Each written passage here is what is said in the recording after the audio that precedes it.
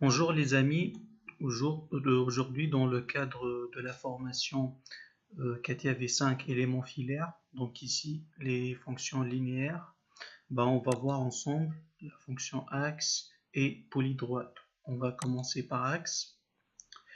J'ai déjà créé à l'avance des formes cylindriques, ici une ellipse, pour voir directement l'utilité de cette fonction et pour gagner un peu du temps.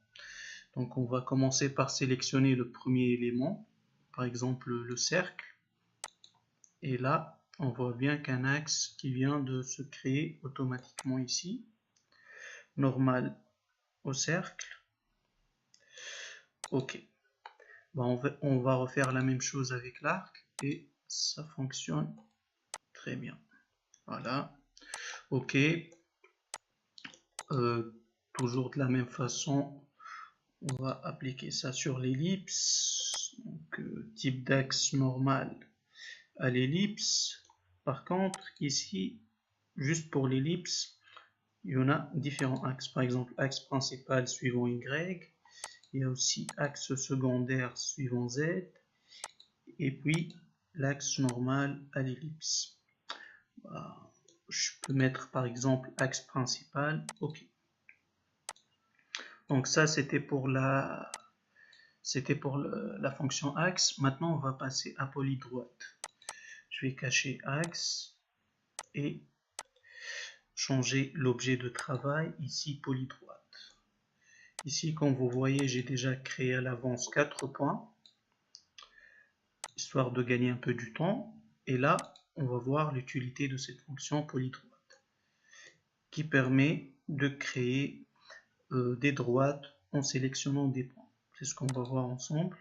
Je vais sélectionner le premier point, le deuxième point, et voilà, on a une droite qui se crée automatiquement.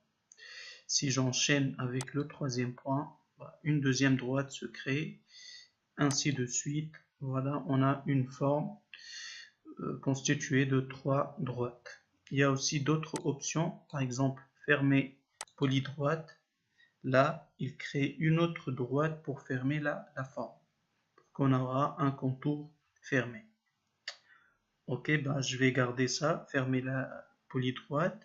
Et si dans rayon, par exemple, si on change ici, on met un rayon de 10, un coin se crée ici, entre ces deux droites. On va faire la même chose ici. Je vais mettre encore 10. Et un deuxième coin se crée ici. Pareil pour les autres. Voilà, on a 4 coins qui viennent de se créer ici. Voilà la forme obtenue.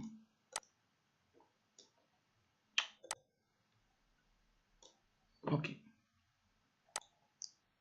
Je vais monter ça un peu en haut. Donc ça, c'était pour la fonction polydroite. Ok. Donc ça permet de gagner beaucoup de temps au lieu de passer par la création de droite à chaque fois entre les points et puis passer par la fonction coin. On peut le faire directement avec polydroite.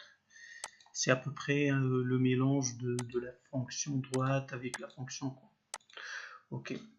Donc c'est tout ce que j'ai à dire sur ces deux fonctions là. J'espère que c'était clair pour vous et que le tuto vous a plu. N'hésitez pas à liker et à s'abonner à la chaîne.